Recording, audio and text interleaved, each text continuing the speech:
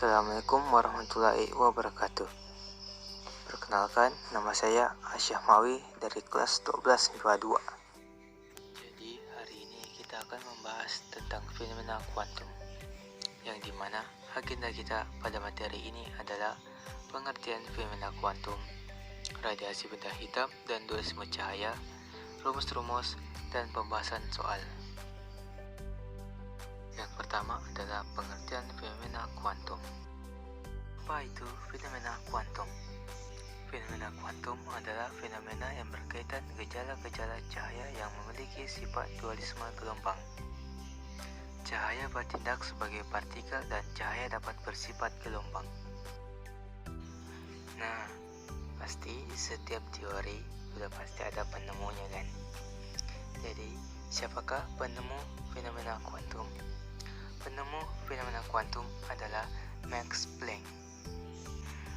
Pada 1899, Max Planck menemukan sebuah konstanta dasar yang dinamakan konstanta Planck, dan sebagai contoh digunakan untuk menghitung energi foton. Pada tahun itu juga dia menjelaskan unit Planck yang merupakan unit pengukuran berdasarkan konstanta fisika dasar. 1 tahun kemudian, dia menemukan hukum radiasi panas yang dinamakan hukum radiasi badan hitam Planck. Hukum ini menjadi dasar teori kuantum yang muncul 10 tahun kemudian dalam kerjasamanya dengan Albert Einstein dan Niels Bohr. Sekarang mari kita ke pokok pembahasan dari materi fenomena kuantum. Yang pertama adalah radiasi benda hitam. Pengertian benda hitam adalah suatu sistem sempurna yang menyerap semua radiasi kalor yang datang padanya. Radiasi dipancarkan oleh seluruh benda yang memiliki suhu dan dipengaruhi oleh warna permukaan. Pada radiasi benda hitam ada 2 hukum dan 1 hipotesis, yang dimana mereka memiliki rumus-rumus yang berbeda.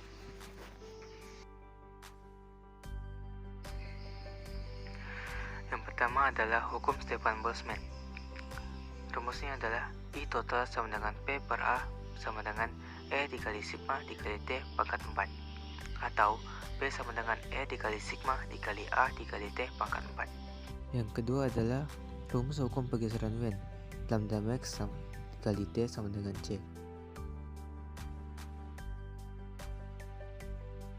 Dan yang terakhir adalah teori kuantum Planck. Rumusnya adalah S sama dengan N dikali H dikali F.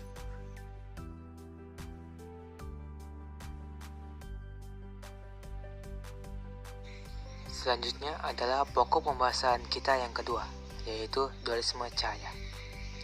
Dualisme cahaya adalah suatu konsep bahwa cahaya dapat terbentuk gelombang dan partikel. Artinya, cahaya dapat bersifat sebagai gelombang yang kontinu, namun juga dapat bersifat sebagai partikel yang diskrit. Sifat dualisme cahaya tidak dapat muncul secara bersamaan. Ketika cahaya berperilaku sebagai gelombang, maka cahaya akan bersifat sebagai gelombang. Adapun ketika cahaya berperilaku sebagai partikel, maka cahaya hanya bersifat sebagai partikel. Pada dualisme cahaya, kita akan membahas konsep foton, efek fotolistrik, efek Compton, dan hipotesis de Broglie. Yang pertama adalah konsep foton. Foton merupakan partikel dasar dalam fenomena elektromagnetik. Partikel dasar ini merupakan bentuk radiasi elektromagnetik atau tidak bermuatan listrik. Foton adalah bentuk cahaya sebagai partikel yang merambat lurus berkecepatan C sama dengan lambda dikali F sama dengan 3,0 dikali 10 pangkat 8 meter per sekon. Energi foton dipengaruhi oleh frekuensi gelombang yang dapat dirumuskan dengan E sama dengan H dikali F atau E sama dengan H dikali C per lambda, di mana E adalah energi foton, H adalah tetapan Planck dengan nilai 6,6 kali 10 pangkat min 4, F adalah frekuensi gelombang, C adalah cepat rambat gelombang, lambda adalah panjang gelombang. Yang kedua adalah efek fotolistrik. Efek fotolistrik dikemukakan oleh Albert Einstein dan merupakan peristiwa tereksitasinya elektron dari logam akibat pancaran energi foton. Hal ini dijelaskan oleh Albert Einstein dengan menggunakan konsep Max Planck bahwa energi itu terkuantisasi. Agar cahaya atau foton bisa melepaskan elektron dari salah satu logam untuk pindah ke logam lainnya, ada syarat yang harus dipenuhi, yakni energi foton harus cukup. Menghitung besaran energi foton dapat dilakukan dengan rumus berikut. E sama dengan H dikali F, dengan H adalah nilai konstanta Planck 6,63 kali 10 pangkat minus 4. F adalah frekuensi cahaya. Pada efek fotolistrik ada namanya energi ambang. Energi ambang adalah energi foton minimum yang dibutuhkan untuk melepaskan satu partikel elektron tereksitasi dari logam, yang dapat dirumuskan dengan E0 sama dengan H dikali F0, di mana E0 adalah energi ambang, H adalah tetapan Planck, F0 adalah frekuensi ambang. Pada efek fotolistrik, jika energi foton lebih kecil dari energi ambang, maka tidak terjadi efek fotolistrik. Jika energi foton sama dengan energi ambang, terjadi efek fotolistrik sesaat, tidak ada energi kinetik yang terbentuk. Jika energi foton lebih besar dari energi ambang, terjadi efek fotolistrik, adanya energi kinetik yang terbentuk.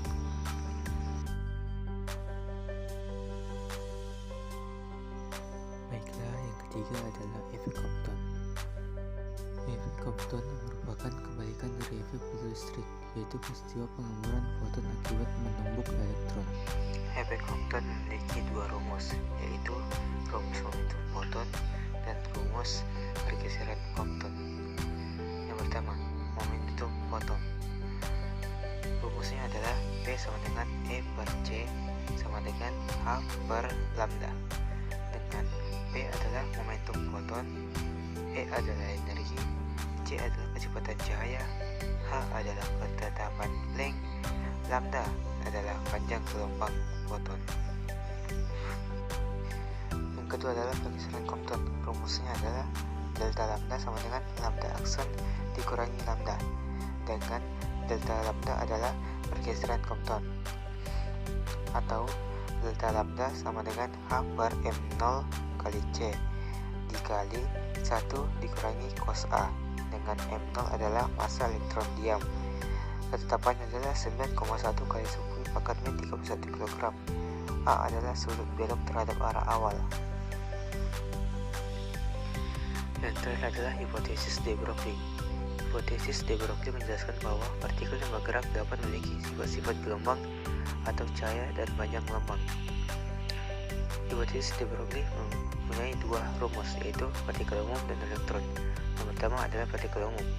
Rumusnya adalah lambda sama dengan H per P atau lambda sama dengan H per M kali V. Yang kedua adalah elektron. Rumusnya adalah lambda sama dengan H per akar 2M0 dikali E dikali V. Sekian dari materi saya. Sekarang kita akan membahas soal-soal. Baiklah, soal nomor 1 adalah tentukan kuantum energi yang terkandung dalam sinar dengan panjang gelombang 6600 ampere jika kecepatan cahaya adalah 3 kali 10 pangkat 8 meter per sekon dan tetapan Planck adalah 6,6 kali 10 pangkat min 34 joule. Baiklah, cara mengerjakannya adalah dengan pertama kita mencari tahu dulu. Lambdanya adalah 6600 A, kita ubah menjadi 6,6 kali 10 pangkat min 7. C nya adalah 3 kali 10 pangkat 8, H nya adalah 6,6 kali 10 pangkat min 34. Yang ditanyakan adalah energi.